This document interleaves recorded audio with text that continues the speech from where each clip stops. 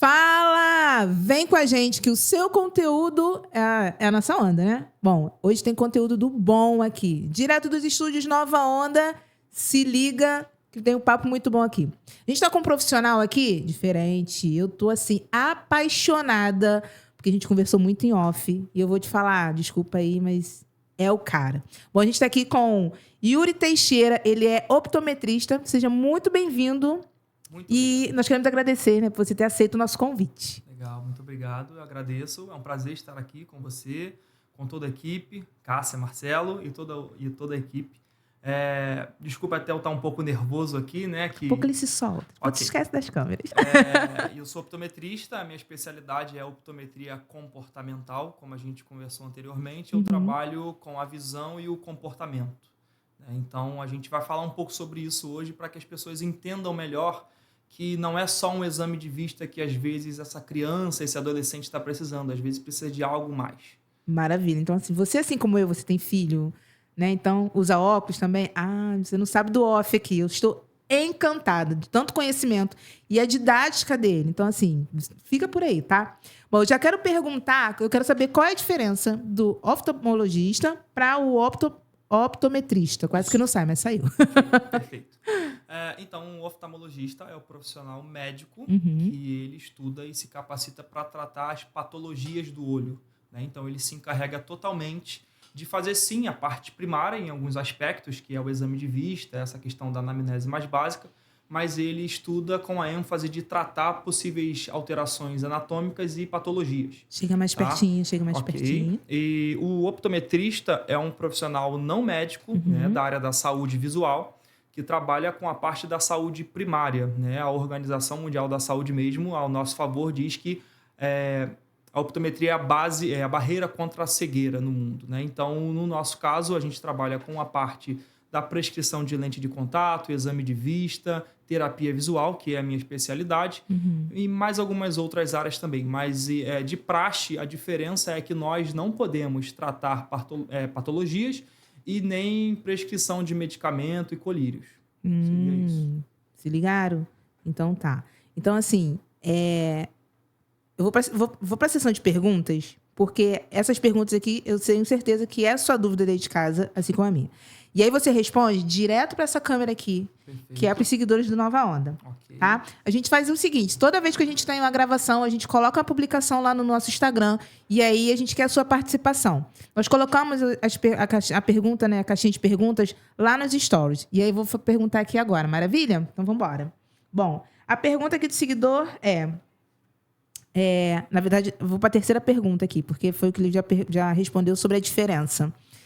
Quais são os sinais de que uma pessoa pode ter problema visual que afeta na sua vida diária? Ok. Alguns dos sintomas mais frequentes no consultório, primeiramente, é a dor de cabeça na parte frontal, em alguns aspectos no lobo occipital também, que é a região traseira do crânio, ardência nos olhos, muita coceira, lacrimejamento e visão embaçada para longe ou para perto em alguns aspectos também. E eu não sei se eu falei, mas vou repetir se caso eu tenha falado, fotofobia, né? Que é a sensibilidade com a claridade. Seriam os problemas mais frequentes que uma pessoa que está apresentando um problema visual chega no meu consultório apresentando esses sintomas. Maravilha. Vamos para outra pergunta agora. Existe uma relação entre problema visual e transtornos com o TDAH e dislexia? Sim. Existem, na verdade, bastante semelhança, né? Na verdade, é muito comum que uma criança que tenha dislexia, ela tenha problemas visuais também. E no caso do TDAH também é muito frequente. Um exemplo do TDAH, uma criança que tem TDAH, geralmente ela tem mais atenção, podemos dizer assim, na retina periférica. E por isso que ela, muitas das vezes, tem um nível de hiperatividade muito grande, porque tudo que está na periferia chama a atenção dela, então ela está o tempo todo procurando e tentando localizar e identificar essas coisas que estão em movimento.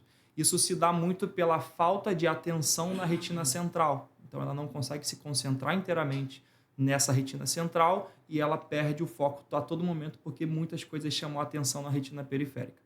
No caso da dislexia, as crianças que são dislexas, Em alguns casos Sim. dela, na verdade, 40% das crianças disléxicas, elas têm um RTCA, que é o reflexo tônico cervical assimétrico, que, na verdade, é um reflexo primitivo que vai influenciar no problema da integração bilateral e vai fazer com que essa pessoa, com que essa criança não desenvolva bem os 2 hemisférios do corpo, e aí ela vai apresentar um problema com reconhecimento de forma. Ela não sabe, às vezes, diferenciar um B de um D, porque ela não sabe diferenciar o lado que está de um para outro. E aí a gente precisa ensinar corporalmente, mas também visualmente essa criança a entender o que ela está vendo. Porque, como eu sempre falo, enxergar nítido não é ter uma boa visão. Eu vou falar igual... Como é que é, Marcelo? Desviou do porradão? Vocês estão vendo... Não, vocês estão entendendo o nível... Vocês estão entendendo o nível de conhecimento e a forma que ele passa de uma maneira assim... A didática é incrível. Eu estou, assim, apaixonada. Muito obrigado. Sério. Eu quero dizer assim, o porquê essa profissão? O que te fez cair nessa profissão? Ok. Eu sempre digo que, por natureza, eu faria ou filosofia ou psicologia, mas aos meus 20 anos, eu e minha esposa, aos 20 anos, engravidamos. Eu já trabalhava com ótica, tinha um comércio óptico e não tinha muita intenção de crescer mais do que isso. Uhum. Mas logo depois de ter minha filha, e eu acho que eu tive um start assim, e falei, cara, eu preciso fazer alguma coisa. E aí eu comecei a estudar as possibilidades, e a possibilidade que eu vi que mais daria certo foi a optometria, porque eu já trabalhava de certa forma com um comércio que tem uma ligação. E aí foi quando eu quis entrar nessa profissão, me aprofundar nisso. Eu confesso que no início eu não sabia se era isso que eu queria, mas com o tempo eu fui vendo, né, situações, fui vendo que eu estava aprendendo a profissão, e aí comecei a me apaixonar devagarzinho, e hoje, na minha especialidade, que trabalho com comportamento, eu acabo usando esse senso filosófico e psicológico também para estar observando os meus pacientes. Então, foi mais ou menos isso. Eu costumo dizer que a minha esposa e a minha filha são foram as grandes incentivadoras dessa minha escolha. Fala, Márcia, eu tô encantada. Eu tô assim, sério. Não, porque hoje em dia, você é mãe, você vai entender. É difícil encontrar um profissional que tenha esse olhar, essa preocupação. Porque hoje, vamos falar a verdade, hoje tudo é o quê? Dinheiro, né? Principalmente a questão de óculos. Óculos, desde quando eu era pequena, o que era? Você vai na loja, vão botar um óculos em você. Ah, tá, qual tamanho, tá enxergando e tal. É óculos tal. Toma ali na cara e é isso. E você usa óculos. Sim. E você vem trazendo, sabe? Pra mim é novidade. A minha filha usa óculos desde os 4 anos. Hoje Maria Eduarda tá com 12 anos. Mas hoje eu vejo assim o mundo... Vocês não têm noção o off daqui, o que aconteceu. Quando eu falo pra você aí, do seguidor, vem agendar e vem assistir o off, os bastidores do podcast, o que acontece, que vai muito além do que só a gente faz aqui meia hora, 1 hora, sabe? E, assim, nós tivemos uma aula aqui hoje. Uma aula. Eu já falei com ele, fazer fila lá no consultório dele. Esquece. Porque é algo muito necessário. E esse olhar que ele tem. Então, assim, tá de parabéns. E eu queria que você falasse um pouquinho dessas experiências do atendimento lá no seu consultório. Trazer pra gente uma vivência, algo assim, pra gente. Perfeito. Primeiramente, obrigado à modéstia. Agradeço de verdade todas as palavras que você me disse.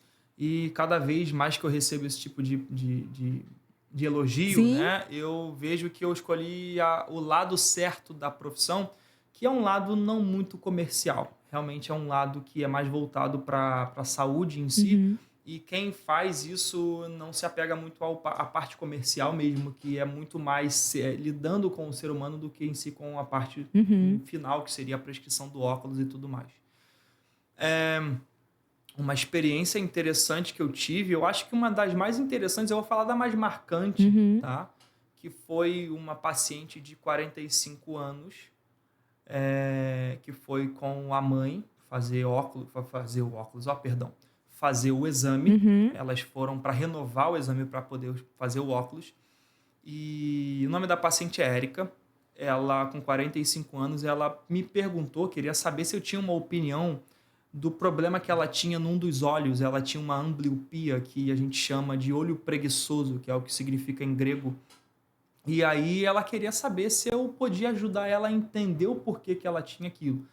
Porque ela ia ao médico desde os 4 anos de idade e nunca tinha descoberto de fato qual foi o aparato que desenvolveu aquilo, né? Qual foi o motivo daquele desenvolvimento. E a gente conversando muito, e aí eu falei muito sobre reflexos primitivos com ela, que foi essa questão do marco do desenvolvimento que se dá desde semanas do feto até 3 anos de idade. A gente falou sobre várias outras coisas e nada fechava, porque geralmente eu sempre acho a origem, a etiologia. Não que isso vá mudar de fato o problema, mas pelo menos a pessoa se torna consciente e ela pode ajudar próximas gerações com isso. E aí, nada batia.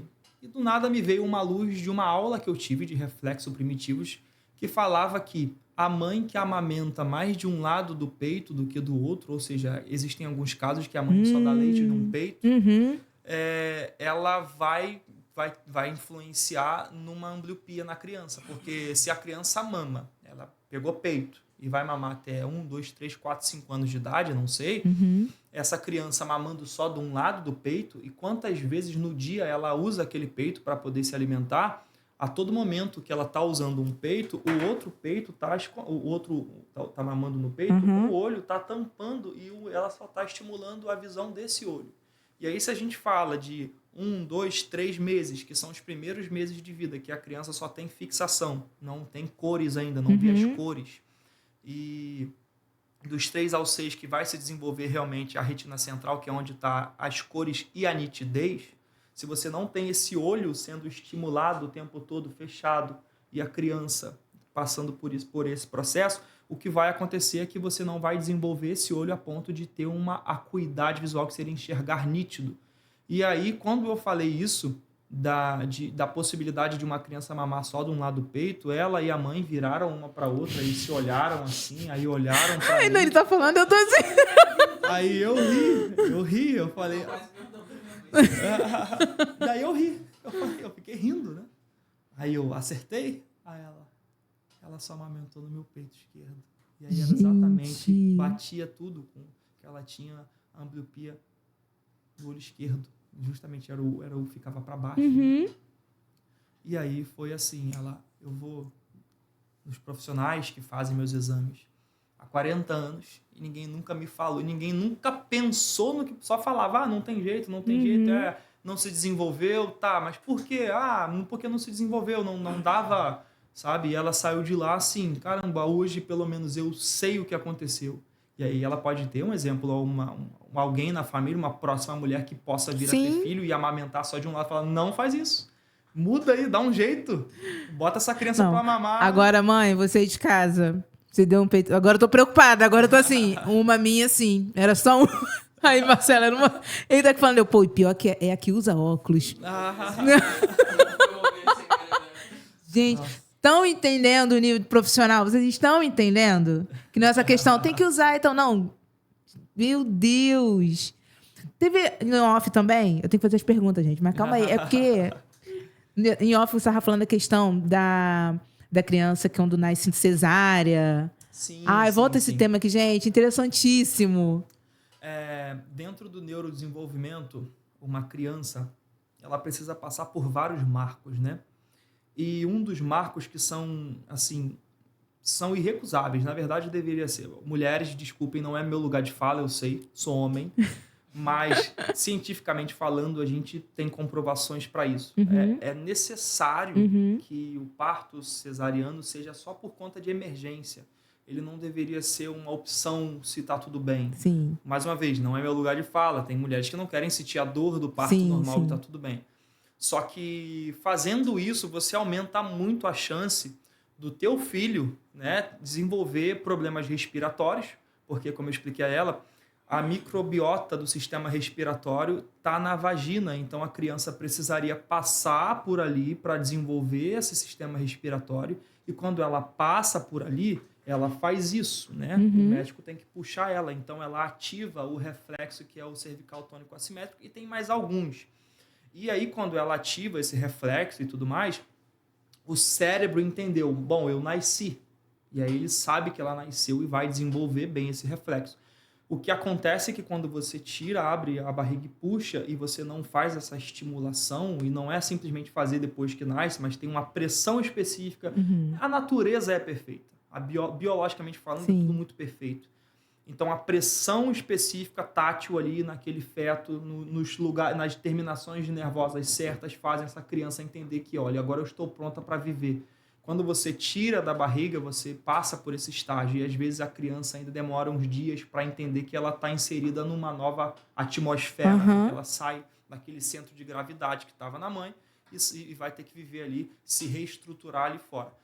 E aí, você já tem um problema respiratório, porque não passou pela vagina, não vai desenvolver um sistema respiratório muito bom. Então, é muito comum ter problema de sinusite, ter problema de... eu sei que é engraçado. Não, ele tá falando, gente, porque... Obrigado. Porque assim, realmente, assim, eu tive as duas minhas filhas foram cesárea, mas foi não por escolha, o meu porque teve rinite, sinusite, bronquiolite. Então, a primeira sinusite. Bronquiolite, não, mas sinusite. Asma é bem assim. Então, e a sinusite, voltando, por que eu preciso também saber disso, apesar esse curso que eu fiz de reflexos primitivos, ele é um curso aplicado no Brasil, mas ele é de reconhecimento internacional. São 2 aplicadores que somente 2 pessoas podem aplicar. E eles aprenderam com Harold Bloomberg, que foi o criador do método, que ele morreu até pouco tempo, faleceu há pouco tempo. E assim, ele descobriu isso observando as crianças, foram feitos vários estudos, né? Enfim. Então, a criança, ela, no caso do sistema respiratório, ela pode influenciar no aparecimento de um astigmatismo, como eu te falei, porque os seios nasais estão atrás da órbita ocular. E se você tem ali uma infecção, um aparecimento de uma rinite, de uma sinusite, enfim, essa criança vai começar a coçar esse olho, e aí a gente tem uma córnea que é gelatinosa, que é a parte anterior do olho, a parte mais externa, e aí ela vai coçar e vai gerar ali possivelmente uma mudança na anatomia e vai dar o astigmatismo. E o astigmatismo é muito comum de crescer se essa criança fica, e aí pode se desenvolver numa patologia que se chama ceratocone. E aí outro problema, continuando aqui, já que você está me dando a oportunidade de falar. Sim. Um exemplo do RTCA, você vai ter uma criança aqui, um exemplo. A probabilidade de ter problema com reconhecimento de palavras é uma criança que, possivelmente ela não vai engatinhar, existe uma probabilidade dela não engatinhar, porque ela não sabe usar os 2 hemisférios do corpo, separar direito e esquerdo, ela não sabe usar a linha média, que é um cruzamento que a gente tem, que é natural da gente, a gente tem que desenvolver isso. E aí vão gerar vários outros problemas. Então, assim, para você ver, de um parto, você pode desenvolver vários outros problemas. Eu não vou falar aqui com tanta certeza assim, mas existe um certo pensamento que está cada vez mais sendo infundido, que é o seguinte: a probabilidade de síndromes e transtornos também terem uma relação com o parto cesariano é grande. Não falo do TEA em si, mas do TDAH, um exemplo, porque é o que a gente descobre aqui, um exemplo do TDAH tem uma relação com a baixa dopamina e baixa vitamina D. E alguns reflexos influenciam no aumento dessas vitaminas. Então, pode ter uma ligação, mas a gente não pode afirmar isso, porque exigem mais tempo aí para isso. E não é a minha área também, gente. Gente, tô passada. Ele vai falando ali, a gente vai só assim, e o pior que é assim mesmo. Você aí de casa também foi fazendo a lista? Vai fazendo a lista, caramba. Aí, segura aí no finalzinho aonde você vai encontrá-lo, tá? Atendimento, tudo direitinho. Vamos seguir as perguntas aqui. Quais são os desafios enfrentados por profissionais dessa área? Bom, os desafios enfrentados pelos profissionais são que, durante muito tempo, a optometria no Brasil ela sofreu perseguição pela uma classe específica, por conta de reserva de mercado, porque durante muito tempo foi curso técnico. E aí, de uns anos para cá, em 2017, 2018, começaram os cursos superiores em faculdade. E aí a gente começou a poder trabalhar com mais tranquilidade, porque o MEC estava respaldando a profissão. E aí, em 2021, teve a DPF 131, que foi quando toda a Corte do Supremo Tribunal Federal votou a favor da liberação da profissão em si, poder trabalhar tranquilamente. E a gente agora está em busca da regulamentação. Mas a gente entende que a regulamentação é mais um passo, mas isso não muda o fato do que a gente tem feito já na vida das pessoas, e que em 130 países, até um pouco mais, a optometria é uma profissão muito reconhecida. É uma profissão assim, que trabalha com TO, com psicomotricista, com oftalmologistas, com neuros, com todos os profissionais. Eles entendem a importância da optometria nesses lugares. E aqui, um exemplo com o meu trabalho, com o trabalho de muitos colegas aí que querem fazer o certo, Sim. a gente está também conseguindo esse lugar. Você falou que quantos, mais ou menos, em média, no Brasil? Não, no Rio de Janeiro. No Rio de Janeiro, o optometrista comportamental, que é a minha área, tem somente 3, 4 no máximo, porque só tem a optometria comportamental. Agora está tendo em outros lugares, mas ela começou em Florianópolis, no Instituto TEA. Esses meus mentores ficaram anos lá fora, na Espanha, nos Estados Unidos, e vieram e aplicaram aqui. Eles são os que trouxeram para o Brasil essa optometria, e tem pouco tempo que ela está no Brasil. E eu sei que os que formaram antes de mim, ou estudaram comigo, ou são amigos meus. E daqui do Rio só tem no Meier, em Niterói, e tem pessoas que estão se formando. Mas no Brasil inteiro, optometristas comportamentais não chega nem a ter 100. Agora, optometristas que são o que a gente chama de refracionistas, que fazem mais a parte de refração, já tem bastante. Tem uma grande quantidade, na verdade. Tem bastante reserva. Bom, então vamos lá. A próxima pergunta, já vou avisando vocês que vai ter o próximo podcast e vai ser ao vivo e a gente conta com a sua participação. Fica ligadinho lá no Instagram, nas redes sociais do Nova Onda, que a gente vai colocar a postagem lá e a gente quer suas perguntas lá. Então, já sentiu a pegada aqui, né? Já viu aqui que é um tema maravilhoso. Vai compartilhando, já chama aquele amigo, sabe aquele que usa óculos ou não usa, já se identificou, assim. Fica ligado com a gente. Vamos à próxima pergunta aqui. Existe uma interação direta entre optometrista e profissionais da psicologia, fonoaudiologia e terapia ocupacional? Quase que não sabe, mas é ocupacional? Sim. Inclusive, eu trabalho em parceria com a Nilfono, que é um centro multidisciplinar que fica do outro lado de Nova Iguaçu. Eu esqueci o nome da rua. Eu sou ruim de gravar. Não, pior que eu também, assim, me manda para qualquer lugar, mas nome de rua... Isso. Mas é um centro, assim, de muita referência. Eu sempre que passava... É perto da Praça São Jorge, não? Que eu acho que eu fui em alguma coisa ali... Mais ou menos, é mais ou menos. Alguma coisa ali. Ele fica ali perto daqueles prédios ali, Springs e tudo mais. Perto daquele McDonald's que tem ali do outro lado. Tá, mais pra cá. Xerife, mais ou menos naquela rua, naquela ladeira subindo. Abílio Plínio Casado, não é isso, Marcelo? Pode ser. Avenida Plínio Casado. Eu sou ruim disso aí. Aí ele já tá indo pro outro, eu já não sei. Perto dos Vicks? Isso aí. Não era pra falar, não, porque não é patrocínio nosso. Não é patrocínio nosso, não, mas é. Então, eu passava correndo ali de vez em quando, falava, caramba, eu queria tanto trabalhar em parceria aqui. E doido, né? Eu passava e tal. Aí, do nada, como a palavra tem poder. A palavra tem muito poder. E aí, rolou essa oportunidade. Eu estive lá há pouco tempo, fiz uma reunião, eu e a Simone, que é a proprietária, fonoaudióloga também. E aí, a gente gostou muito do trabalho um do outro. Eu preciso muito desses profissionais para me ajudar também no que eu faço, porque quando eu atendo uma criança que está com 6 anos de idade, que está com 6 anos de idade, e aí, de repente, essa criança está com dificuldade na escola, eu peço ela para segurar no lápis. E se ela segura no lápis assim, se ela segura no lápis assim para escrever, ou se ela segura estranho, a pinça estranha, eu já sei que aí a gente vai voltar no reflexo também. Possivelmente ela não desenvolveu bem um reflexo de preensão. Sabe quando a criança é pequena, você bota os dedos e ela aperta? O ideal é a gente estimular isso nos primeiros meses e depois dar bolinha. A criança tem que pegar as coisas, ela tem que estimular essa musculatura. O que acontece é que os pais, às vezes, não pega isso é sujo, não sei o quê. Por privar tanto a criança a desenvolver essa apreensão, o que acontece é que, às vezes, a criança não vai ter uma motricidade fina e segurar assim no lápis, né? Então, isso tem uma relação, mais uma vez, com o neurodesenvolvimento. E aí, quando eu pego essa criança dessa forma aqui, eu posso até, na minha intervenção da terapia, eu preciso, às vezes, usar a mão e tudo mais, mas é mais percepção visual, até posso, mas eu já sei que eu precisaria mandar para um psicomotricista.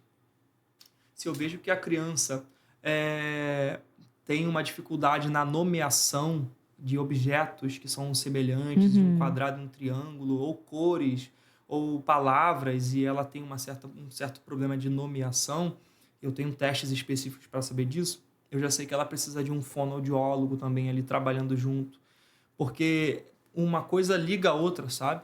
E por mais que o processamento visual corresponda a 80% do aprendizado, eu preciso também preencher essas outras lacunas para ter um melhor desenvolvimento visual. Então, assim, é irrecusável o trabalho desses profissionais multidisciplinares. Vou dar um exemplo rápido aqui. Se eu pego uma criança que anda na ponta do pé, um exemplo, um arquequino, possivelmente ela tem um problema de desintegração da linha média, o sistema de propriocepção, ou seja, eu não sei aonde eu estou localizado e às vezes ela está jogando a gravidade mais para frente. Com um par de lentes que eu tenho no consultório, eu consigo fazer essa criança jogar o centro de gravidade para trás e botar os pés no chão e andar normalmente. Então, em alguns outros casos também, uma criança que chega no meu consultório olhando muito para baixo pode ter uma situação psicológica aí também, porque os padrões emocionais também estão nos nossos olhos. A gente sabe quando uma pessoa está triste, não só pela face, mas os olhos também dizem. Então, tem toda essa questão. Então, eu falo, você procura um psicólogo para ver se pode te orientar, te ajudar, de repente, né, não vou falar criação, que é uma palavra muito forte, mas te orientar a de repente, mudar alguma coisa, sabe? Dar um feedback, assim, alguma coisa assim. Então, é fundamental, é fundamental. Eu vou falar o quê? Eu tô aqui assim como você aí de casa tá, eu também tô assim. E ele vai falando, vai me dando medo, sabe por quê? Porque eu vou sabe, nas minhas filhas, é assim, é isso. Será? Meu Deus. Ai, meu Deus do céu. Eu tô muito feliz com esse podcast. Tô muito, muito feliz, porque assim como é tão gostoso a gente receber, né, um entendimento, sabe, com clareza. Então, isso aqui é um presente para você, seguidor Nova Onda. Pode ter certeza que assim. Verdade. Vamos lá, que a gente está chegando no finalzinho. Segura aí. Deixa eu ver aqui qual é a outra pergunta. Como a lateralidade e a dominância ocular influencia no aprendizado e o desempenho esportivo? Tá.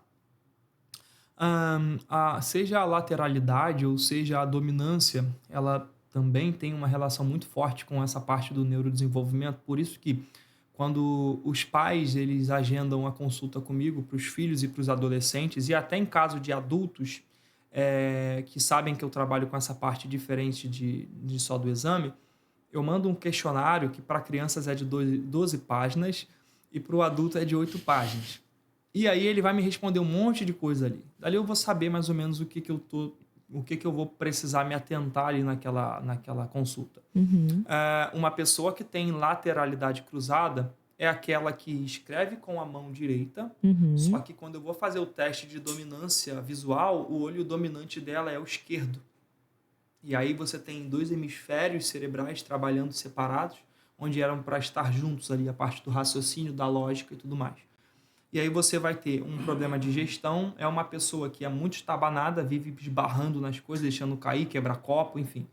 Quando vai fazer alguma coisa e precisa virar, tem problema também de se localizar. Quando pega no caderno para escrever, ao invés de escrever assim, vira o caderno de lado e às vezes tem que virar a cabeça também. E aí essa pessoa não é que não consiga, mas vai ter mais dificuldade no esporte, vai ter mais dificuldade em andar de bicicleta, um exemplo, de patins, patinete, essas coisas. Patins. Porque ela não sabe usar hemisférios, por mais que seja cruzado, que ela trabalha de forma homogênea, ou seja, só de um lado do corpo. Ela não consegue fazer esse cruzamento. E no meu consultório eu trabalho isso, para melhorar isso. Tá? Então, assim, tem total relação, mais uma vez, porque, como eu falei, a parte motora, ela é feita pela motricidade. Então, mão, perna e a vestibularidade. Já a parte proprioceptiva, que é onde eu sei, que é onde estou, que eu calculo a minha distância para esse microfone, o exemplo e tudo mais, é o olho que faz. E se eles estão trabalhando separados, a marcha e a percepção, você vai ter problemas de integração bilateral, né? Que seria isso mais ou menos que eu estou falando aqui. Essa relação de não saber se adaptar. Eu quero saber como que eu faço para encontrar, para marcar, para agendar. Maria Eduarda. Maria Eduarda. Provavelmente, também, né? tiver que olhar no retrovisor, aquela pessoa que tem dificuldade de olhar no retrovisor. Caramba! Gente, eu tô assim... eu vou falar o quê? Eu tô sem falar, porque eu tô sem palavras. Porque, assim, eu quero outro podcast. Eu quero o ao vivo. E, assim, eu vou lá. Vou levar minha Maria Eduarda e eu vou compartilhar tudo com vocês lá no meu Instagram. Vou botar junto com o Nova Onda também. Mas eu vou lá pra gente compartilhar tudo, atendimento, tudo pra trazer pra vocês. Legal. E aí, no ao vivo, a gente vai falar sobre e a gente vai organizar tudo direitinho. Eu quero muita participação de vocês, porque isso aqui é um presente. Isso aqui você não encontra em qualquer lugar. A gente fala que a internet é um mundo solto de muitas informações. Tem informação certa, tem informação errada. Então, aqui a gente está te passando um caminho. Porque eu fico tocada por questões que eu sou mãe. E minha filha teve todos esses pontinhos que ele falou aqui. A minha mais velha tem. Então, e aí a gente passa a entender o porquê. Isso é muito bom, né? Trazer clareza, né, para o nosso entendimento. Então, assim, mais uma vez, muito obrigada. Muito obrigada. E parabéns, tá? Sucesso. Vocês sabem que depender de mim, né? Casa só indica coisa boa. Esquece. Vocês só vão ver lá no meu Instagram, indicação. Esquece. E esse lado humano, né? Porque tem muito disso. Você seguidor Nova Onda, você vai entender que a internet traz muito disso, né? As pessoas ali formam uma casca, passam um conhecimento, fora daquilo ali é outra coisa, e é que ele é um amor, que ele é aqui na câmera, ele foi fora, ele já chegou aqui, a gente já falei assim, tá em casa. Sim. Pura simpatia, a pessoa que passa seriedade, que sabe o que tá falando. Eu rasguei muita seda, e eu não conheço ele não, tá, gente? Tô falando sério. Rasguei muita seda, mas foi de coração mesmo, não foi agendado nada não, marcado, combinado não. Então agora, você vai falar pros seus seguidores e para os novos seguidores que vão vir, para essa câmera aqui. Como que faz para te encontrar? Contato? Fique à vontade, que é aquele momento famoso jabá, vendeu jabá. Esse é o momento.